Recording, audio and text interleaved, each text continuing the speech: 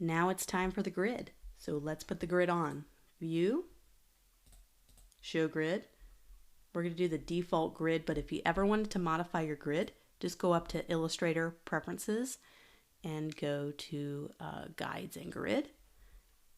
And you'll be able to modify how many subdivisions there are within your box and how many grid lines there are. I'm going to use default. So whatever's on your default options, that's what I'm going to use for now. So what I like to do is adapt this to some kind of box or line, kind of ground it, if you will. So I'm going to ground it right here, just to give me an idea of spacing. And let me make sure we ground it on the main element, which is Sushi Club. So let me just put the baseline of my main name right down there in the bottom of the box. I mean, this is not a science. You can align it however you'd like. Let's figure out spacing. Do we want to have equal spacing? Here, this has three grid boxes here according to this grid system. So if we had 3 spacings here, or 3 little rows here, I can bring this down a little bit to come down and intersect. So maybe the bottom of the sushi roll determines the baseline here for the logo mark icon. And this one could be 2 grid boxes.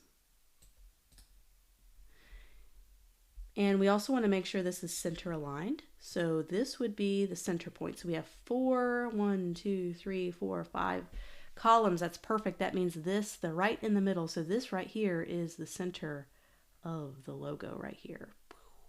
That is the center point. So we want to make sure our icon, since we have a center aligned icon, kind of aligns to the center. And we also want to make sure there's the same spacing on the left and right sides. So we're just going to say that's 6 boxes. And we do want to be perfect. We can always snap to the grid. So we can go to View, snap to the grid, and that'll help us snap a little bit more easier. Helps us to be a little more precise when we snap to the grid.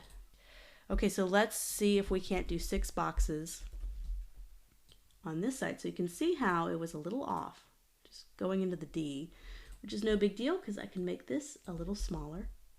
There we go. So now we're getting some nice consistent spacing.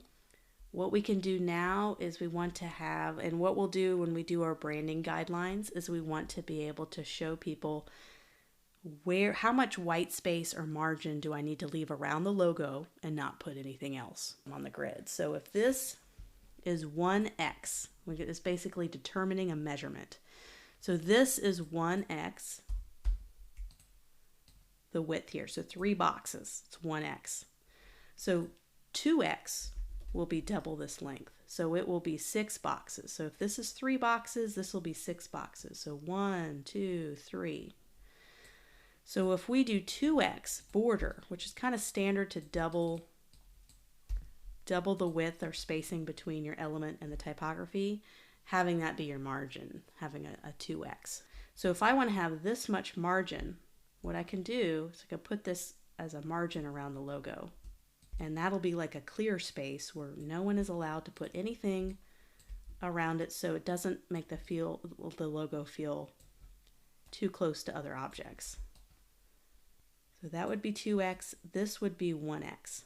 So this would probably even be a different color. And we're going to be needing to show this in our brand manual, brand style manual, to show people how to properly place the logo. So that would be blue, and this could be pink. So that could be kind of your margin. You want to at least have, I can't put anything within that little border.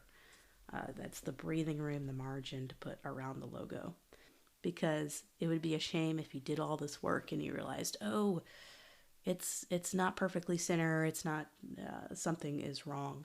And then you've produced 50 different files for the client with this logo, and that would be a shame.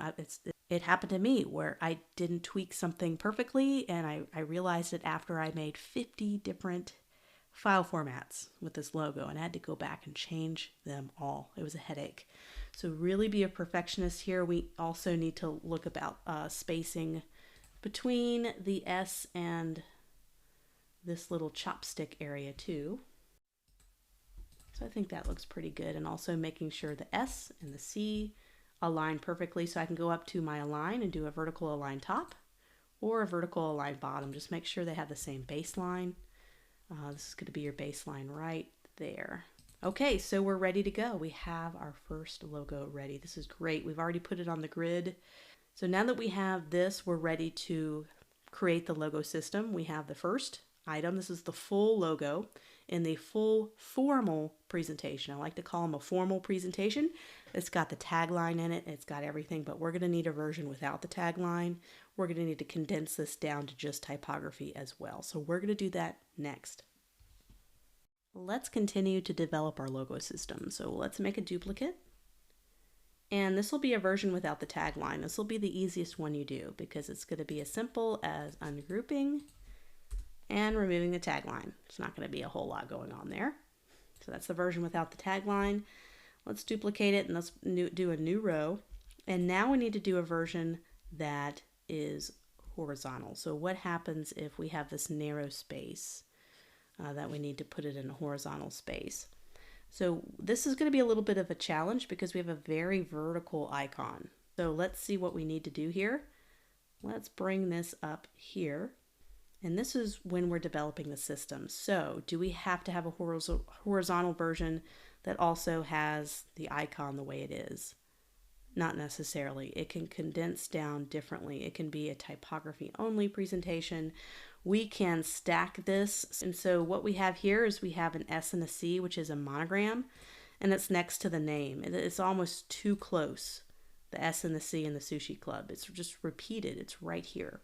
So it could be an opportunity to have a typography only version of the logo that exists as just typography right here. It could adapt the sushi roll right next to it. So we're trying to, this is the system, we're trying to figure out the system of if it needs to fit in this type of ratio of space, this is how it condenses down. It's almost like building a responsive website. You have a website that works on a desktop, and then you scale it down to a tablet size, and then you scale it down to a mobile phone. How does the website condense down? How does it get categorized from a big photo down to a small photo? How does it condense down? So you're doing the same process with the logo. So what do? Do we center align this like this? Do we left align the typography? You don't want to right align too much, but you could. But let's try a left alignment. Feels natural. Making this bigger to fill out that awkward space that's created. And so we don't have to center align it. We can just make that bigger to have it be a natural stacked. So let's condense this down further. We have a typography only presentation, but what about a symbol only? What happens when we don't have typography and we just want to have the symbol hanging out? It's a really neat symbol that we can use as an icon. So that will be one of the simple things to do because we don't think we need to modify that at all. And so now probably comes the hardest adaptation. How do we condense it down to a small app icon or a small little 50 by 50 pixel box? Because that will need to happen, especially in the digital environments. How do we make this a responsive logo where it can condense down to a very small, sticky menu header at the top of a mobile website? How can we make this happen? This is kind of awkward when it comes to a small box. If I were to put this in a small app box, that's our little pretend app icon, and I'm trying to get this in there like this. It's a very tall. It's not like an equal square ratio. So it could work, but when you zoom out, I'm losing some of the details. So it's an opportunity to create something different, create something new in the same system. So what I could do is I can eliminate the chopsticks and have the monogram S and C there. And maybe make it bigger. And let me take it out of the app icon for a second and do black and white. So I want to make it, I don't want it to look like this. I want there to be some kind of interaction between the two monogram letters. So what I could do is I can slide this to make it overlap, and I can create a stroke. So I'm just going to do a white stroke for now. And let me get my stroke panel and make sure it's on the outside. So align stroke to the outside. So it almost feels like they're married together. And what I like about this is the S kind of coming here to the end of the C, almost like a nice little way to end and cap off. They kind of feel like they're hugging each other a little bit. And so if I wanted to make this final, I can do what I've done a couple times, go to Object, Path, outline that stroke. I can right click, ungroup it. I now have a separate, let me see, make sure it ungrouped. A separate stroke and a separate little fill. So now I can select everything and I can get my handy dandy shape builder tool. Hold down Option, I'm just going to carve that out, and then I don't need this outline of the stroke anymore. And look at that. So I could put this on any background.